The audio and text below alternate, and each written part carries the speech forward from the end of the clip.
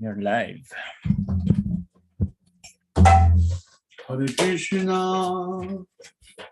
Hare Krishna, Krishna Krishna, Hare Hare, Hare Rama, Hare Rama, Rama Rama, Hare Hare. Krishna, Hare Krishna,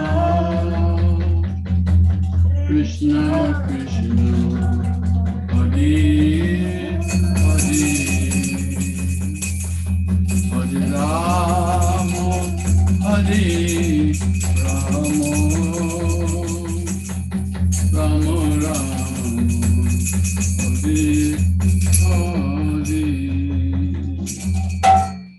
Hare Krishna, Hare Krishna, Krishna Krishna, Hare Hare,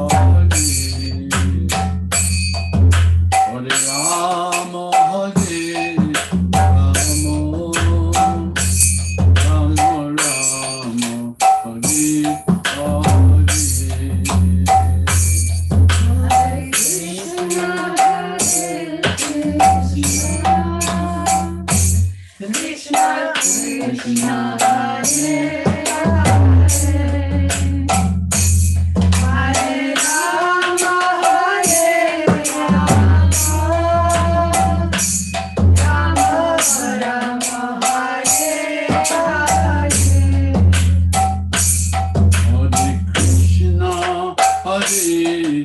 Krishna, Hare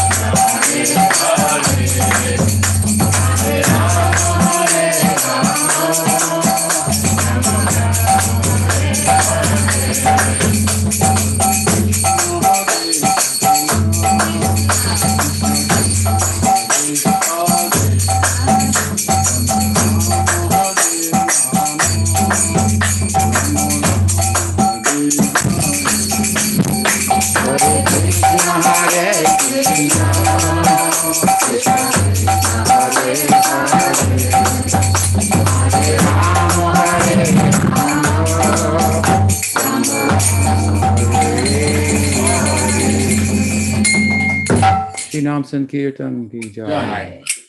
Go Premanande. I'm sure it's got my book on over here. There he is. Okay. What? Oh.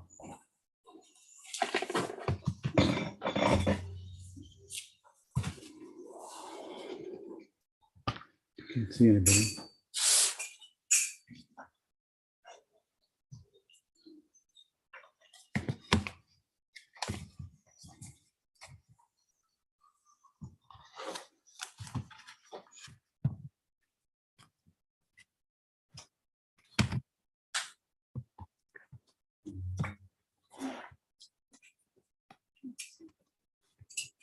Can you fix it so anybody that's on there I can see them? Yeah, Tripurari. Yeah. Om Jnana Timirandasya Jnanandjana Salakaya Chakshurunmilitam Yena Tasmai Shri Gurave Namaha Adinulambita Bhujo Kanakavarato Sankirtanai Kapitaro Kamalaya Taksho Vishwambaro Dwijabaro Yugadharma Palo Vande Jagat Priyakaro Karunavotaro Vande Shri Krishna Chaitanya Nityananda Saholito Gaurajai Pushpavanto Chitro Sambhutamono Vandeham Shri Ramakrishna Abhaya Charana Sabho Sukaro Paramanando Sundaro Subala Priyo He Krishna Karuna Sindhu Dina Bandhu Jagatpate Gopesha Gopika Kanta Radhakanta Namostute Tapta Kanchan Gaurangi Radhe Vrindavaneshwari Vishwabhanu Sute Devi Pranamami Hari Priye Shri Gauri Vaishnava Guru Parampara Ki Jai Go Bhaktivinoda Ki Jai Go Premanande. So we're continuing our discussion of the Prakat Lila Gopi Vastraharana, the stealing of the gopis' clothes by the thief Hari.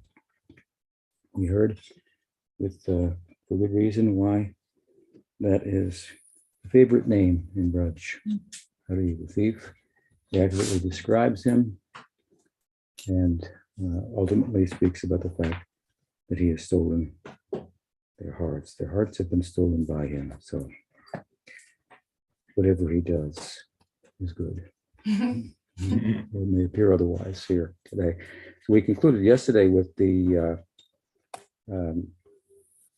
description of how Krishna appeared on the scene and the fact that he appeared surrounded by his friends. We talked a little bit about the different types of friends who assist Krishna in his romantic affairs and how the unique insight of Jiva Goswami amongst different commentators was that the four boys who came with him are the personifications of his antakarana, fourfold antakarana, chitta, manas, buddhi, and ahankar, which tells us something about Krishna's transcendental form. So he has an ahankar, he has a chitta, he has a buddhi, just like he has arms and legs, part of the gross body, if you will, he has a subtle body, but all this is chinmaya, spiritual. And any part of it could personify as a particular person. In the Vallabha Sampradaya, there's the prominent thinking is that Vallabha is an incarnation of the mouth of Krishna. Yeah. Then amongst the Alwars, who were the precursors to Ramanuja Sampradaya, the mystic poets, they're considered to be personifications of Narayan's mace, his club, his disc, conch, and so on and so forth. So not an ordinary body, right? Looks similar, but it's very, very different. And so it is with that entire realm. Everything looks like it does here, but it's entirely spiritual. So Krishna appeared on the scene with his friends, And their help, he sold the clothes of the gopis. He realized that when he climbed into the tree and laughed and joked amongst his friends, and then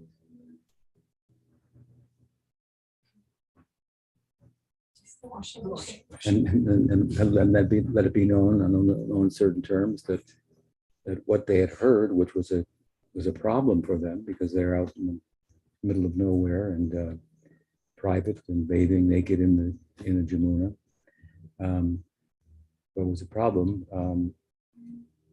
Where was the sound coming from? He identified, here it's me, and I found these clothes and so forth. And so he now begins this, what will be the third part of this chapter. The first part being description of the vrat, the vow of the gopis, their intention, how it came about, what the ingredients were, and so on and so forth. Their nam kirtan, their mantra, the tantra, the process, the yantra, the goal, marry Krishna, the guru, Vrinda Devi, and so forth. And the second part being Krishna's arrival on the scene, which corresponds then with the last day of the sacrifice, the vrat, the vow that they have been, sacred vow that they have been committed to for the last 29 or whatever, 30 days. And he appears again with his friends and steals their clothes. So we talked a little bit about that. Now the third part comes the conversation, the banter between Krishna and the gopis. He himself with his friends in the tree and the gopis in the water. This section will come to a conclusion at the end of which the gopis will come out of the water finally after considerable banter back and forth. And Krishna will find some fault in their practice, in the way they conducted the practice, which he gives a remedy how that can be made up for. And you must be aware, of course, that in appearance, this commitment, vow, scripturally based, if you will, coming from Vrinda Devi with the mantra and so on, procedures for worshiping the deity, Katyayani, it has the appearance of a vow that a commitment that a young lady would enter into in this world to get a husband based on scriptural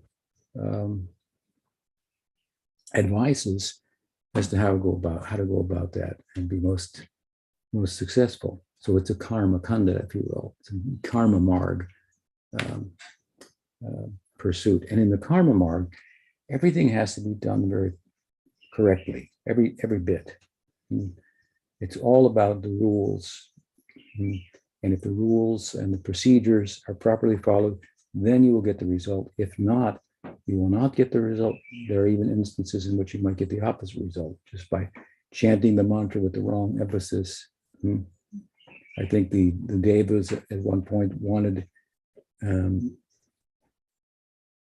enemy of someone, I forget, to help them, and instead they wanted an enemy of Indra. They got an enemy of themselves. Oh wait, demigods wouldn't want an enemy. Anyway, Vritrasura was born. Vritrasura. That's a sixth canto of Vritrasura. And they wanted one thing, they got the opposite. And Vritrasura seemed to be a problem, but that's a complicated case. And actually, he wasn't a problem. He has some beautiful prayers there concerning the Rag Marg, actually. But that's another story. And so the point being that, again, if you don't do it right, you're not going to get the desired result. If you do it wrong, you could get a negative. Instead of getting a fire, you get a puff of smoke, can blacken your face, something like that. Now, the opposite end of the spectrum, the religious spectrum, of course, is the Rag Marg. We start with Varnashram and the pursuance of things with a display of gratitude for the givers, for the gods behind the powerful manifestations of nature that are required for us to satisfy our senses, grow economically, so on and so forth, dharma, artha, kama. So with the Surya Namaskar, we show gratitude to the sun and so forth. And he's to be worshipped for good health. And these things are all found in the Bhagavatam. I mentioned the other day in the second canto, in Sukadev's speech, in the beginning stages when he's speaking to Maharaj Pritchard, he talks about all the different devas and devis that you could worship for this, that. If you want this, worship him. If you want that, worship her. Comes to the conclusion, he says, Akama sarvakama moksha kama udharani. Tivrena bhakti yogina yajita purusham param. And here's the Siddhanta. If you want any of those things and much more, really, whether you want all those things, you don't want any of those things, whether you want mukti, best thing is to worship the Param Purusha, Krishna, with unflinching bhakti yoga, Tivrena bhakti yoga. And we mentioned this the other day. So, on one hand, you have the ordinary religious idea, worship God for things, to help you in your acquisition, in the thought that you'll become more by acquiring. When actually you just become more burdened by that. And yourself, which doesn't need anything and is not a thing, becomes covered over by things. From there, we go to Gyan. And Gyan means, well, I don't want things now, because I've understood the point that I just made. I want to uncover myself from the things. And from there, of course, then higher than this, from karma jignasu, tato dharma jignasu, we should say, inquiring about dharma on the path of karma. When it comes to brahma jignasu, these are two major sections of the texts of the Hindus. The entire section dealing with karma and acquisition, that humans are said they should inquire into, because human life gives us the opportunity to do so, to meet our maker, if you will, to show gratitude for the bounty of life in ways that in less complex forms of life we don't have the opportunity. So it's a special feature of human society, human birth. And doing that, as I said, inquiring into the scripture about Dharma, we learn the magical way to acquire things, and we acquire, along with the things, faith in the sacred text, in the revelation. So we look deeper, especially as we get things, we're satisfied, we've done it religiously, we've shown gratitude, and I've got everything I ever wanted, but I still feel incomplete. What does the scripture say about that? So now is the time, scripture says, for inquiring into Brahman, the nature of Brahman, which the Atma has a likeness to, right? So tato Brahma jignasu. This is the Uttar Mimamsa. You have the Purva Mimamsa, the beginning, what would you call it, Mimamsa, dissertation, and Purva later, with qualification, typically, having become religious, as I said, and fulfilled to some extent and inquiring further.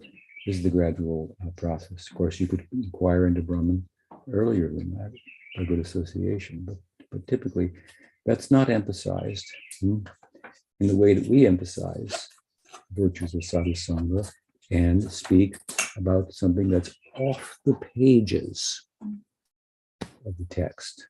Goodness. Now this the Dharma Jignasu, all the texts deal with that. This is like the large, vast majority proportion of the texts. Krishna mentions this in the Gita. What does he say? Trigunya Vishaya Veda, Nistraiga Gunya Pavardhana, Nirbandhanati Satpasto, Atmachambavan. Yoga Chambhavan. So he says, Trigunya Vishaya Veda. Mostly the texts are dealing with that which can be found within the influence of the three gunas. This is the karma marg. So he says, and this is the second chapter of the Gita, he's now encouraging to move beyond religious inquiry on the basis of which Arjuna is arguing, he doesn't think he should fight. He says, well, nobody's going to die. You're eternal, so is everybody else. Whoa. So he encourages him to go beyond. Now, you are a religious person. Otherwise, why would you be showing this compassion, concern for doing the right thing, and so on and so forth? So he'll take you to another level, right? He speaks about the Atma and the means to acquire that, which to realize the self and its source, which is, of course, yoga. This is the beginning of his discourse on yoga. It culminates and begins with and culminates in Bhakti Yoga. So he says, Triguna Vishaya Veda, Nistriguna Bhavati. You should go beyond this inquiry within the Triguna. Take shelter of me and inquire about that smaller section. After all, it looks like the soul is really small, if it can be seen at all. Right? Everything else is there, apparent, real, to hold on to until it disappears, which is inevitable. And who's holding on? Who has the feeling for it? Where is that coming from? The thing may disappear, but the feeling for it remains. Where's the feeling? It's not in the thing. It's in me. It's not disappearing. I'm not a thing. It may appear that you disappear, but that's another thing. That's a further discussion, right? Further play out the point. But the larger portion, as I say, is all about acquisition in a religious way. And the smaller part is about inquiry into Brahman. So very few people will be interested in inquiring into Brahman. I heard Mother Mongol this morning was chiding Sridham for insisting that as a Brahmin, he should be inquiring into Brahman rather than belly and filling it, as the Vidusaka buffoon of Krishna Lila is preoccupied with. He dismissed Sridham. He says, well, he took the high risk. Well, you're a cowherd, so it'd be expected you might make a comment like that. But my interest is not in Brahman. My interest is in rasa. Right? Of course, he has a very interesting explanation of what are the rasas and how to fulfill his belly and feed his belly is the essence by tasting 4 kinds of food with 6 senses. You can taste six rasas. Enjoy them in the belly and the mind. In the mind, you will enjoy them. The belly will satisfy. Anyway, he says, my inquiry is into rasa jignasya. Now, the small portion of people are inquiring into Brahman. As I've said before, using a numerical analogy, if you go from negative numbers to 0 would seem positive. It's so positive that 99.9% of the people who have that as their goal and attain that can't even begin to think about inquiring anything further. This is Chaitanya Mahaprabhu's inquiry, right? Are there any positive numbers beyond the 0 of the Buddha, Shankar, and so forth? And of course, that's where Gaudiya discourse really takes off.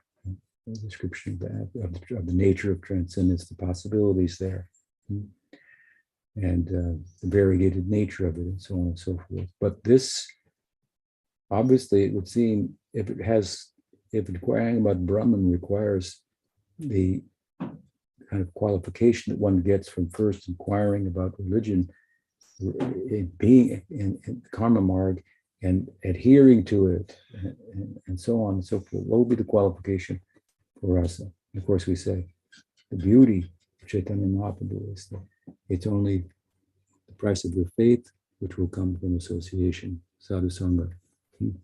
So what must be the power and influence and importance of that sadhu sangha? It can cut off at the pass, so to speak, a long inquiry into Dharma, inquiry into Brahman, the nature of Brahman.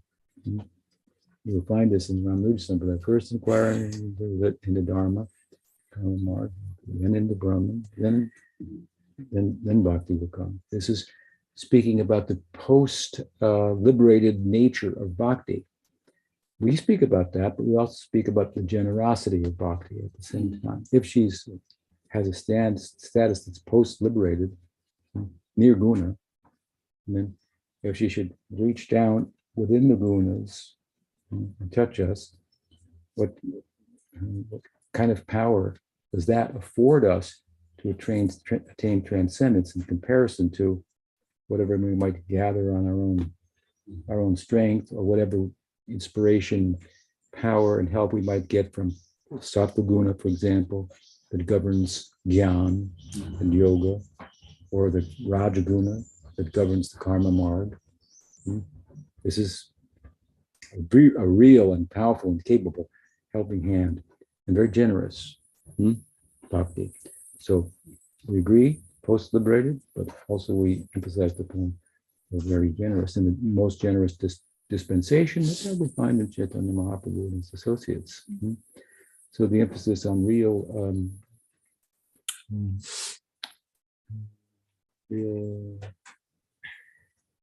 sadhusanga, the power of that. You can cross over. Now, if you do that and inquire into rasa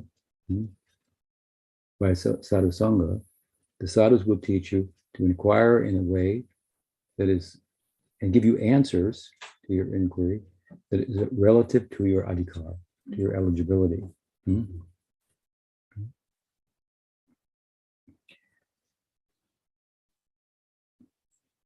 And so then we mentioned it yesterday, this is true beauty.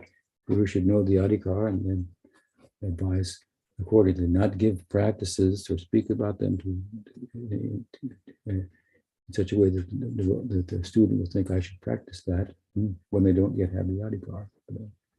Sometimes Prabhupada will be asked questions. He said, why don't you go there and find out? I've given you something to find out. Well, I may say something, but when you put in action what I've already told you, then they will have no questions. He said himself, my only question was to my Guru, how can I serve him? That was my only question. I was thinking about the other morning, Samsara Dhavana Liloka Tanaya Karna Banabanatam. Tasyakal Bande Guru. Samsara Dhavana Liloka Tanaya Karna Ganatvam. Taptasya Kalyana Gunarna Vasya. Kalyana Gunarna Vasya. Bande Guru. You can be perfect just by meditating on this verse. You understand the predicament, the extent of the predicament that you're in. You're in a forest fire. What are you going to do? Spit? You need rain. You need the cloud. Ganasham you need. Coming in the form of the Guru. This rain from above can put out the fire. So by sadhu sangha, by Guru Seva, then that the world, it's not the world of problems, but the world is the problem. That's the forest fire. It can be put out, it can be extinguished. So I'm not sure how we got into this a bit. Yes, so the gopis, particular, the Kumaris, their yoga, their religious practice, ostensibly, on its face, it looks like karma marg. They're interested in getting a husband, they perform the vrat.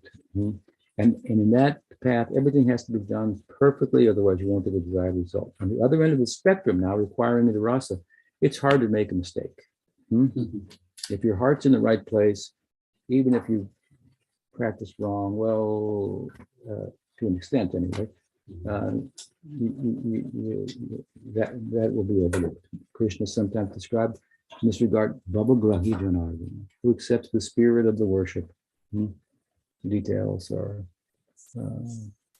important, but secondary by comparison to the karma marg. So in the path of love, then rules are lacking. In the path of rules, love is lacking. So in the karma marg, I worship a deity to give myself, in this instance, for example, to somebody else. We worship Katyayani to get a husband, so I can give myself to my husband. Pay her off. She give you the husband. Done. Deal's done. Thank you. But in love, that's another thing. I worship you. I give myself to you to give myself to you. Very different. So this is our ideal. Of course, that's the gopis' ideal because they want to marry Krishna. But in appearance, at least, it has an appearance of a commitment, a pursuit, a vow in pursuit of something that would fall within the three gunas, getting a husband. So we'll see as we proceed at the end, Krishna says they do come out of the water, but he finds a fault in the way that they conducted themselves during the vrat, which would mean the whole thing would crash down. But he gives them a way to remedy that. So Krishna is really a solution to the problem, a solution to what he appears to be in regard to the situation. He appears to be a problem. What is the problem?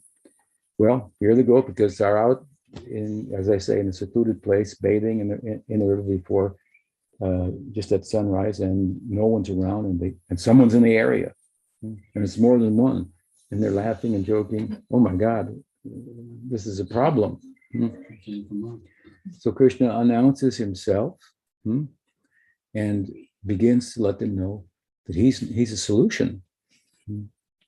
He's not the problem. He's the solution. And of course, there's considerable banter, as they say, between them. And at the end, saying the fact that he says at first is proven to be true at the end, even though he's lying in between. I'll explain. So he says here in the first verse of this section, we can find it. Then says Atragatya pala kamam swam vasa pragrihatam satyam bruvani no narma yad yuyam patakashitaha. He says,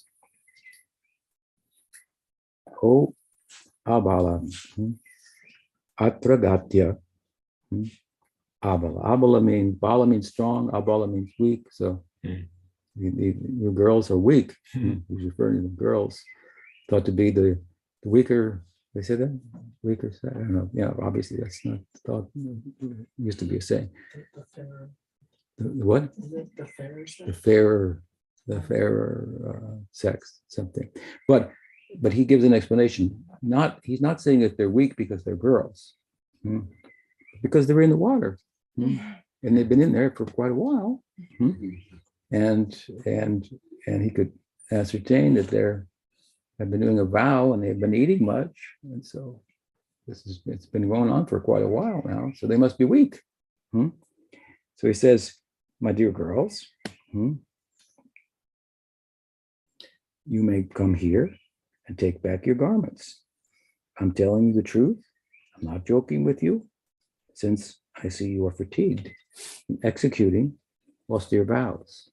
So he's presenting himself as a solution to the problem. Of course, it's not all explained, but the problem is the clothes are not there. Why is that?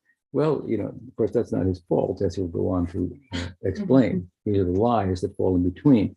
But between this verse and the concluding verse, in which Krishna gives the benediction, it's kind of the final part of the text, is sandwiched this banter between them. But in this verse and the last one we'll get to today, hopefully, there's some correspondence. And the correspondence is that Krishna is speaking truthfully. Speaking truthfully in the midst of all of his lies. And they're real lies. But sometimes you may lie in the pursuit of truth. Is it possible? Sure. What if Prabhupada used to give the example. If your child refuses to take medicine, but needs that medicine very badly, you may say, close your eyes and I'll give you a sweet. close the eyes, put the medicine in, close the mouth, make him swallow, right? So you lied to the child to give her the truth. It's possible, right? Be a little careful with that. that you should tend to err on the truthful side, literally, rather than on the other side, and think that you're taking the higher road when in fact you may not be. Right? So we look, in this regard, at the example of Yudhisthira, Dharmaraj himself, right? How he couldn't tell a lie, such as this commitment. He couldn't in Mahabharata, he couldn't tell. Krishna told him, say that Ashvatthama is dead. That will take the life out of the opposition. But Ashvatthama was not dead, so he couldn't. He was too truthful. So we should try to be that truthful, but we should remember the example also that there's a place for breaking that. A rare occasion for the service of the absolute. Something like that. Not that it becomes a habit. So what did he say? Oh, of course, as the story goes, he said, he couldn't tell a lie, but then he said, Ashvatthama, the elephant, is dead. Something like that. But because he didn't tell a full lie, as Krishna had asked him, what happened? Chariot had to touch the ground. His chariot had to touch the ground, or something like that. So better to be absolutely truthful, but try to be always morally upright, morally truthful, morally of good character, and there may be some extraordinary occasions to, in pursuit of the absolute, to deviate from the relative truth and be truthful in the full sense of the word. So this is the case with Krishna here, and he says, Satyam Bruvani. He says it two ways, positively and negatively. I'm telling you the truth. Satyam Bruvani, no Narma. I'm telling you the truth. Satyam Bruvani, no Narma. I'm not joking. No Narma. I'm not joking. And then he encourages them. What? And the reason I'm doing this is for your benefit. I see that you're emaciated. You've been in there for a long time, weak from this and so forth. Now, it's not necessarily the case that this is the last day of their vrat. You get strength as you go forward, right? With such a austerity.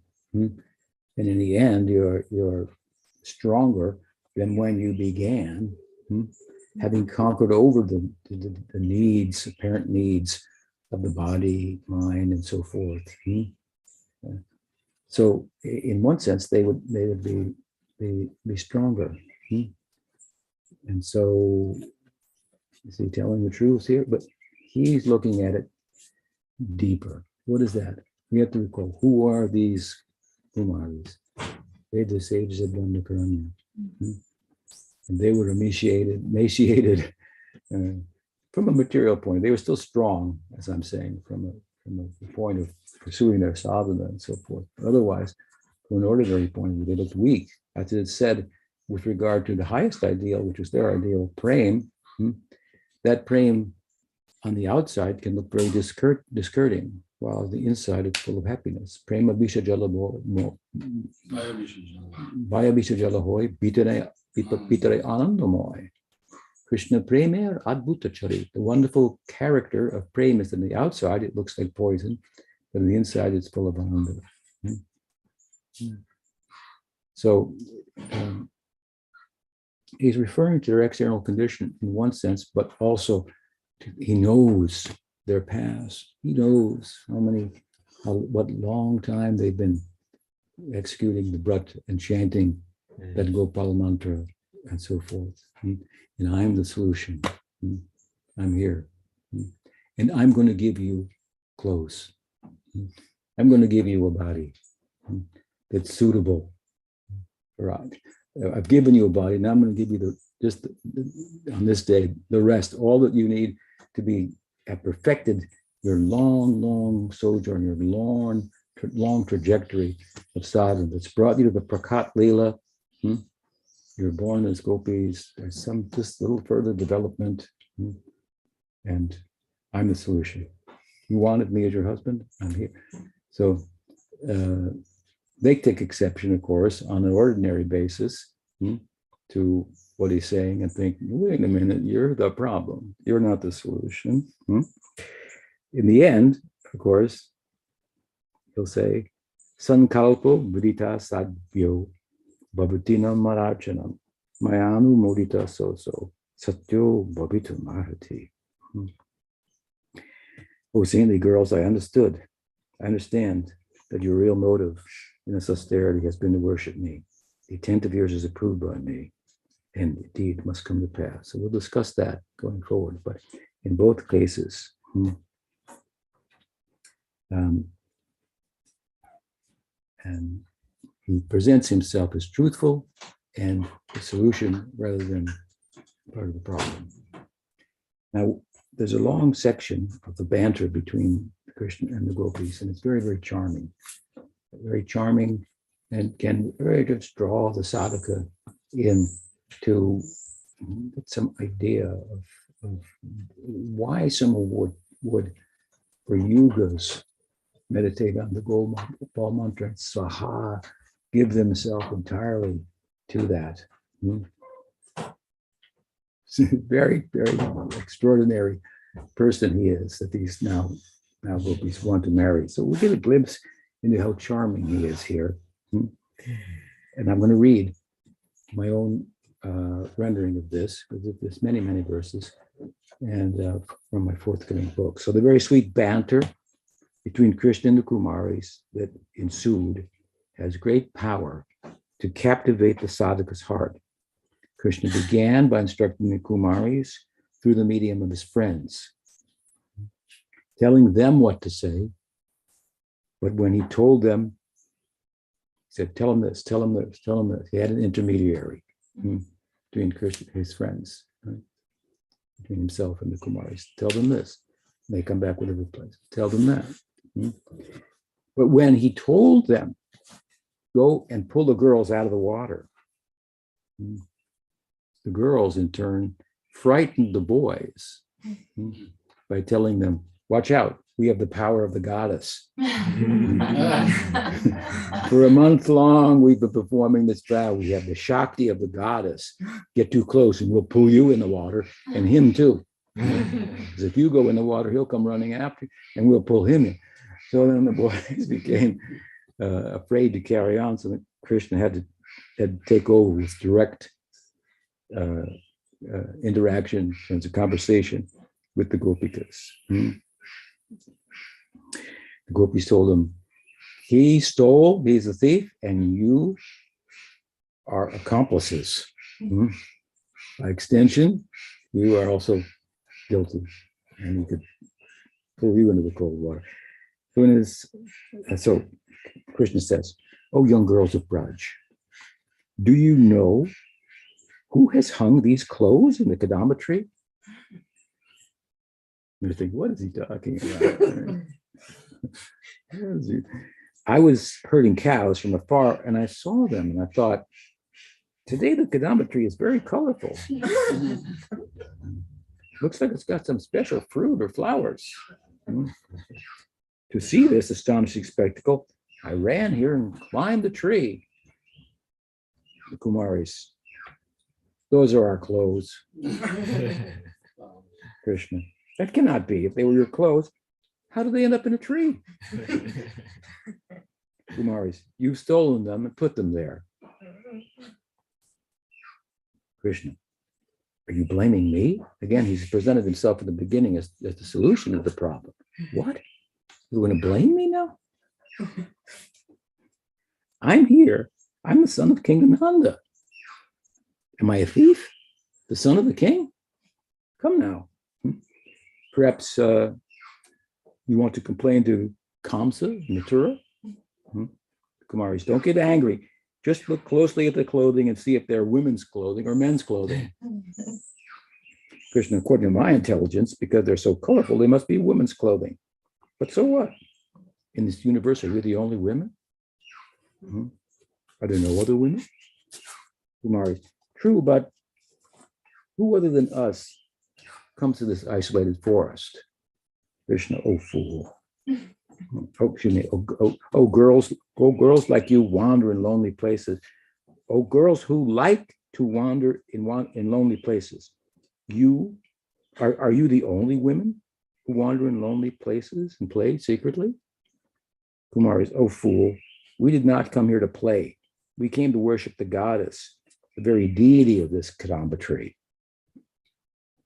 Krishna, are you the only young women worshiping the goddess? Are there no others?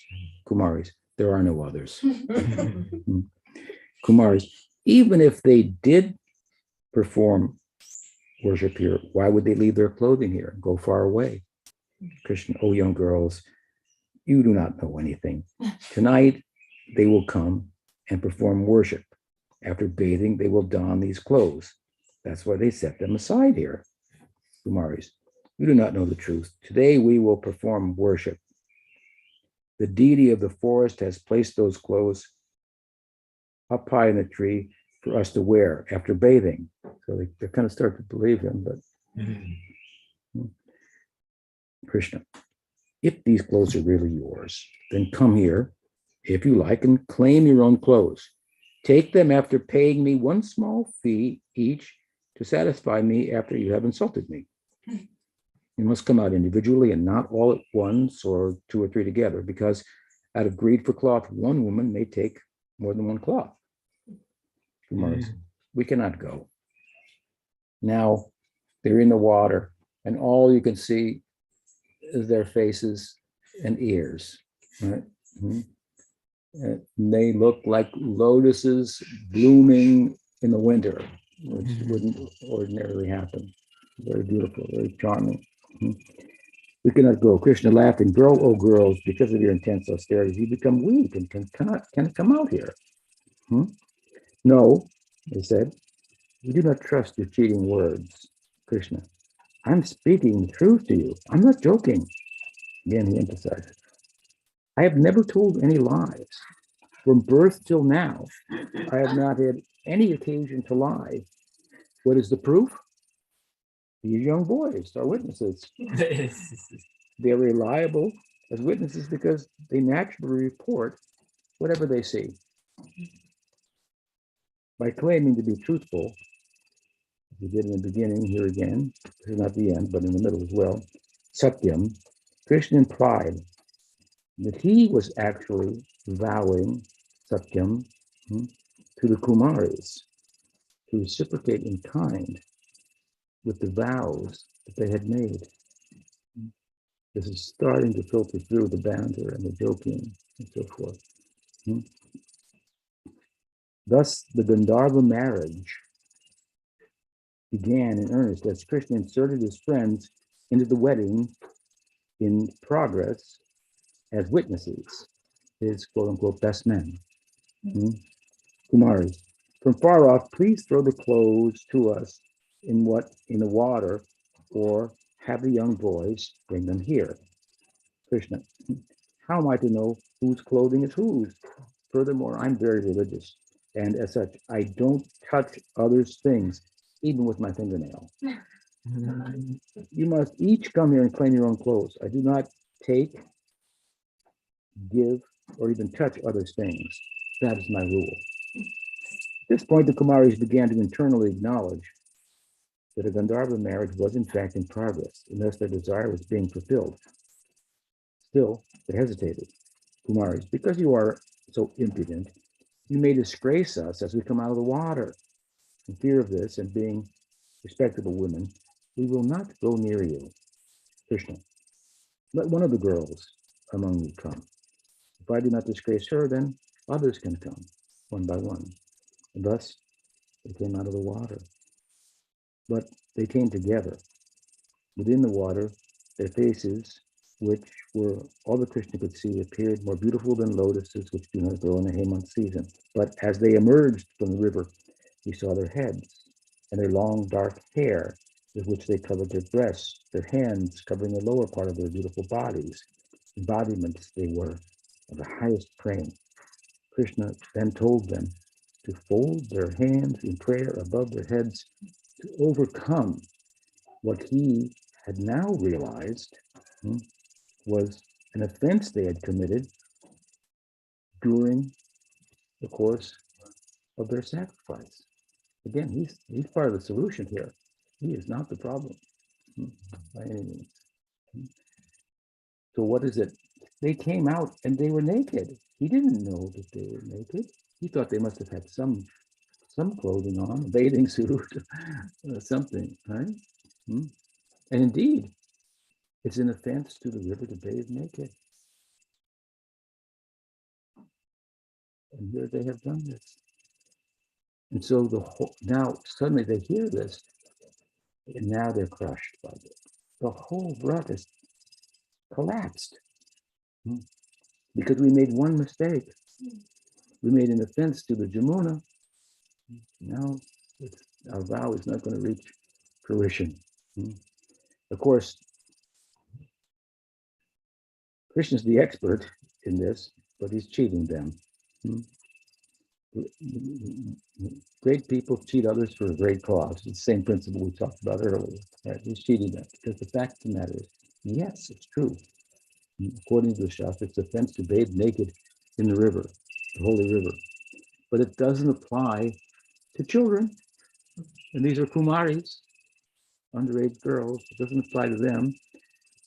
And what to speak of the fact that they're in bathing in the midst of a religious dharmic sacrifice.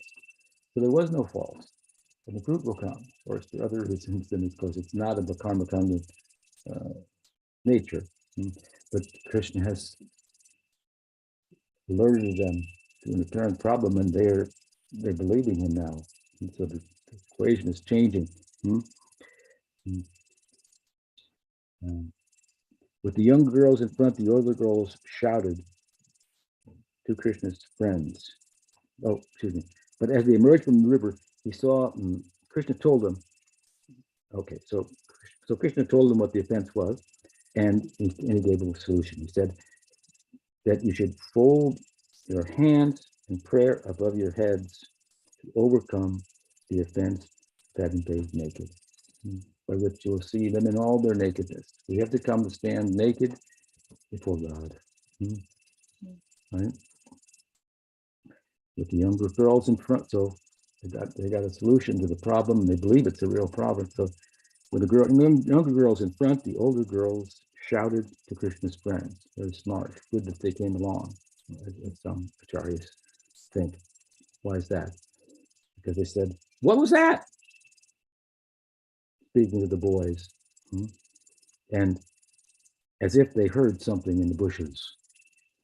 Thus the boys momentarily turned their attention elsewhere as the girls folded their hands in prayer above their heads and were seen only by Krishna in their nakedness. Now, of course, it's said in this regard in the Vedic culture that if a young man sees a young girl naked, then he has to marry her. So this is now Krishna's moving along with this Gandharva wedding, marriage, if you will. Now, he's seen them naked.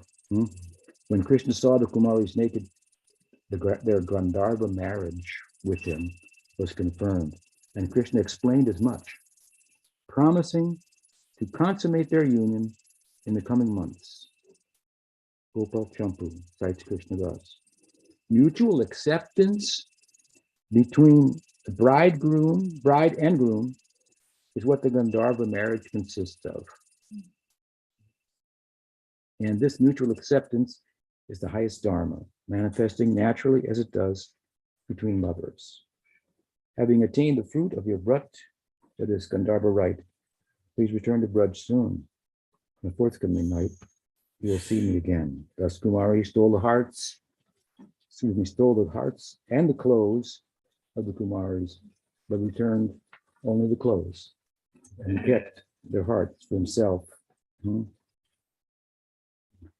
And that union that he speaks about that will come in the future, that is then, of course, the Rasa Leela. Hmm. Now, the last verse of this section from the Bhagavatam itself that I mentioned and cited earlier is of interest to us to go over a little bit more. There he told them when he had bowed before him, Sankalpo Vidita Sadbyo. The Sankalpa, the vow that you've made, the prayer that you made your worship, and it's based on a vow, a request from the deity. Sankalpa Vidita Sadbya. He describes them as saintly, as sadhvis. The vow that you have made is actually a saintly vow. This is a vow that or a sankalpa, I want to marry Krishna. It's actually a saintly vow. Now, it's not ordinary it's not that an ordinary girl wants to marry someone that's saintly. It may be religious and a young girl, proper thing to do, and vice versa, but it's not saintly. So it's important what he says here. Sankalpo Vidita Sadbyo Babatinam Madarchanam. And in your saintliness, he's saying, Babatinam Madarchanam. You worshipped me. So what's coming out here is there's a hint of his Aishvarya, that he's actually God. It's coming to the surface. And remember, it's this omniscient aspect of his being that enabled him, despite being absorbed with gopis and apricot lila, to hear and feel the prayers, the mantras of the sages. So that it's just slightly now, his omniscience is coming to the fore, and he's saying, the vow that you've taken, it's saintly. You worshipped me. Mayanu mudita so satyo bhavitram arati. He's basically saying, let it be. This is how God will act. You made a vow, made a sankalpa, I bless you. You'll get the desired result. But on top of that, he's saying, the vow that you've made, the ideal that you've pursued, this is beyond religious. This is saintly. You're saints. So some just hint of his omniscience is coming to the fore. And again, this is the side of him that enabled them to get as far as they have thus far, right? Because again, he's lost in the Braj Leela. He doesn't even know that he's God, practically. People like us are reminding him, you're God. We want to be in your midst like them, where you're not acting as God, but there might be intimate rapport of love between us. So it's an extraordinary moment for the sages. Of course, now they've fully entered into the bhav of gopis. They've got other association. Their vow has been Krishna has appeared on the scene and given them the benediction that they wanted, verbally and practically. Although he's saying we'll consummate this in a future night. And so we're going to this. The future night, of course, comes to the Rasa Leela 1 year later. But the hint now of his omniscience, which is the very thing that brought them there, in a sense, is now fading away. So although he's acting a little bit in Narayan mode, if you will, their minds go, well, it's said by Gargacharya, we heard from Nanda Maharaj that Krishna will be like Narayan. He's our Narayan, they're thinking. Krishna is our Narayan. He's our God, and this is how we will worship him, by being his wives in Braj. Krishna's like Narayan, but of course, they add to that on their own, the Brajbasis and the Kumaris here in their own mind. But of course, Narayan's not like Krishna. Krishna may have the qualities of Narayan, but Narayan doesn't have the qualities of Krishna. Krishna's too Bhagavan Swayam. So this principle of tattva, Krishna's too Bhagavan Swayam. That's why you chant the Gopal mantra. That's why you accept this kind of sampradaya. With that in mind, this was their objective. The sages. So the point is surfacing again in a beautiful and charming way in which it does in the Braj. Again, Krishna will be like Narayan, but our practical experiences, Narayan is nothing like Krishna. That means Krishna's too Bhagavan Swayam. So out of the tattva comes the bhav. What does Krishna say in the Gita? Mata sarvam, he says, Mata sarvam iti matta bhajante mam buddha bhava samandita. There's the first line. And he says, for me, everything comes. I'm the source of everything. Those who understand, that means Krishna's too Bhagavan. Those who understand this, they then are in a position to worship me in such a way that Sridhar Maharaj's translation, to enter into the Rag Marg is possible. This is from, of course, the Chatur Sloki of the Gita, where Braj Krishna is speaking in Kurukshetra. His voice is coming out. And all our Gaudiya Acharyas are bringing that out for us. So this point of Siddhanta, again, it's the password, Swami says, to entering into the mystery of the feeling of the Bhagavatam, which is showcasing the Braj Leela, and amongst all these sentiments in the Braj, highlighting in particular the Gopis' love, assisted as it is by Krishna's friends. Shri Gaur Bhakta Vrinda ki jai, Radha Govinda ki jai. Any question?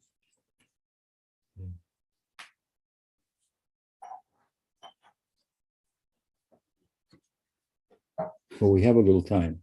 So it's worth noting that Krishna said, in another night, in the future, we'll meet. Meanwhile, the winter moved on, right? Passed into spring and in summer. It wouldn't be till the autumn night in Kartik. This actually took place for various reasons. And Krishna, what did he do?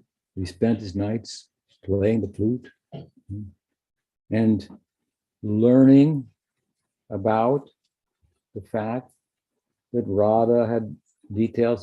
She had been betrothed to another, and these other elder gopis. So this is a big problem in his mind. So he tried to take shelter of his flute to bring about a resolution and reaffirm, if you will, to her that our marriage has already taken place. That is a false marriage.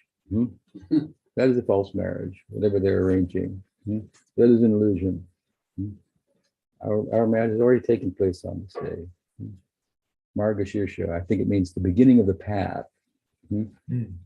Agrahayan is another name for Margashirsha, means the beginning of the year. So the beginning of the path. We were fixed up from the beginning. We are meant for one another. Don't think otherwise. So, but how will he meet with her? So he thinks by playing his flute at the night. And he tries. He practices, and he becomes successful to the extent that one night all the gopis showed up from all over the Braj. They came. Everyone except for one, Radha. At that point, he's ready to break his flute. He's so accomplished in that he had, of course, it began earlier. He was practicing. We began our discussion here with his Kedar rag that he invented, useful for these purposes. He's trying to perfect that, but prior to that, he created other ragas. He was able to cause cows to give milk by playing his flute, rivers to stop, mountains to flow like rivers, and so forth. But still, his real aim in all of it is to capture the heart and mind of Radha, and thinking that he was unsuccessful, that she did not come. He found reason to send all the gopis back. The consummation of their marriage didn't happen on that day. Meanwhile, why didn't she come? The answer is that she fainted and went into a coma. Just hearing the sound. Satvika Bhav, she went into pralaya, into a swoon and passed out. And her attendants, her maid servants, Sakis and Manjaris, they took her to Purnamasi, of course, who sheltered her in her thatched cottage along the banks of the Jamuna and tried in different ways to revive her, to no avail. She was out for hours. They had to put something in front of her nose to see if she was still breathing. And what was the cause? Well, she could ascertain. She'd heard the flute. This was the problem. So Purnamasi called one of those manjaris, bring Madhu Mangal here. So she brought Madhu Mangal. Purnamasi said, Krishna is the cause of its problem. So Krishna must be the solution to the problem. Go and bring him here. Tell him what's happened. So Madhu Mangal goes, tells Krishna, and Krishna realizes, oh, I'm not as bad of a flute player as I thought. I did affect her heart, but not sufficiently. So he gets a little bit of solace. At the same time, he's overwhelmed, having heard about the condition that God is in. And Madhu Mangal says, you come with me, takes him by the hand and pulls him there. Vrinda Devi is, of course, present also. I should mention that prior to this, before he played the flute that night, and all the gopis came except for Radha, who passed out, he had heard from a green parrot that he got assurance from the green parrot that Radharani actually likes you a lot. She loves you. That Radharani loves you. Got some encouragement. And Radharani sent a message to him also, written with her fingernail on a champak flower, golden flower. She wrote that you are the dark tamal tree of my life, and I am the champak flower, vine of yours. Only Vrinda Devi can bring us together. Vrinda Devi, of course, is the Van Devi, the goddess of the forest. So the forest obeys her. So she has used this metaphor of you're the dark tamal tree, I am the golden vine. We need Vrinda Devi to bring us together, like she has the power over nature. So Vrinda Devi's there. Krishna comes at the hand of Madhu Mangal, and Vrinda Devi gives a solution that you have to touch her on her heart, then she will come to. And Krishna says, oh, you got to be kidding. And Madhu Mangal looks at him. What's wrong with you? Right? He says, well, I can't touch a woman. I'm a brahmachari. Look at the color of my cloth. Krishna's always wearing some shade of saffron, from yellow to red. I got to be religious here. And it's well known. I'm a brahmachari. I can't touch a girl like this. Madhu Mangal's now, there's smoke coming out of his ears. He's frustrated with Krishna. She's in a coma, right? So he tries to intervene poetically. He says, if a cloud does not allow the lightning to bolt outside of it, it will have no life at all. You are Ganeshami, saying you're like the dark cloud. She is like a bolt of lightning. We don't give her attention, then she'll never. That if you don't, the lightning will never show. Something like that. And Krishna just dismisses his poetry as just prattle, mumbling. So Madhumangal then, because he's been asked to do something about this, and he's got some control over Krishna, right? Some influence over him. So he says, tells Purnamasi, you leave now. Then he takes Brinda Devi and puts her in between Krishna and Radha, and he leaves. And he's looking through the cracks in the wall on the outside. And because, again, according to the letter of Radha, it was Brinda that would bring about this union, right? This intensified further stage of union. So Brinda Devi says, all right, look, you don't have to touch her. Look into her eyes. The eyes are open now. Look into her eyes. And then she feels that if he looks into her eyes, he will see the reflection of himself in her eyes, and then see how she's feeling, because she's feeling because of him, and she then having understood her own feelings, then his resistance will disappear, his empathy, his sympathy will come. So Krishna, of course, looks into her eyes, but now he's weeping, and Sattvika bhavs are manifesting, and he has no control practically over his body, which is involuntarily erupting in ecstasy. So Brinda Devi takes advantage of his lack of control, grabs his hand, puts it on her chest, over her heart, and she wakes up. Right? And Madhumangal is celebrating outside as Krishna wobbles out. He grabs him, steadies him, and tells him a joke or two, and takes him on his way. Right? And Radhika wakes up and doesn't know what really happened. Was it a dream? Did I see him? Was he here? Some people say I passed out. I can't remember anything. She's taken home by her manjaris. This way, there's the build-up. This is part of the build-up of becoming consummation, if you will, of their relationship that takes place in autumn. Rasalila. Yes, Agni. As you're talking, you said that along with the Kubaris came, Kubaris were there, wanted to be, that the elder groupies came. Not additional Chakri Thakur sees it in that way. Yeah. Not everybody. So, did they also go in the water? Yeah. Radha was there. Yeah. Clothes was on. He stole all the clothes. According to Vishnu Chakri Thakur. Others, Jiva Swami doesn't take that position. Therefore, he says, he emphasizes this Leela that I just related in brief. Because he hears, well, she's getting married, she's betrothed, this is a problem for him. There's another way to explain it as I have that allows her to be there at the same time. So if she, according to Vishwanath, she was there.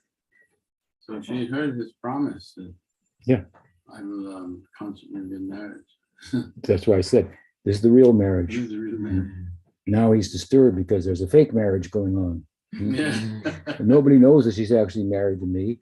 And she may wonder too, because the parents are making all this. What happened to the vow? That, of course, she didn't participate in that, but she was there for the benediction.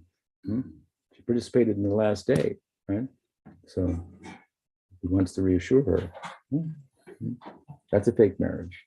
The real one is the Gandharva one.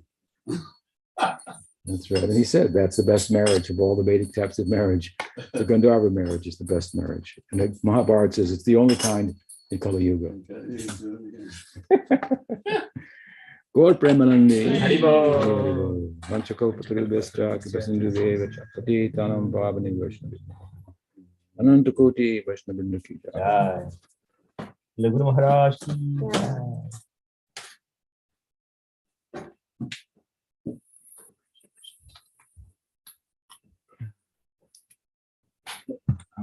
was a question. Question? What is the question? A few days ago, Guru Maharaj said that the gopis, Who? this is from Ganga Shakti. What does she say? A few days ago, Guru Maharaj said that the gopis are the sages who Ramachandra met in the forest. He also said that they are all aspects of Radharani. How to understand These this? are the Kumaris. Yeah, there's a little bit of Radharani in every devotee. That's called Ladini Shakti. If you got Ladini Shakti, you've got Radharani. Radhe Tuja. Yeah. Okay, very well.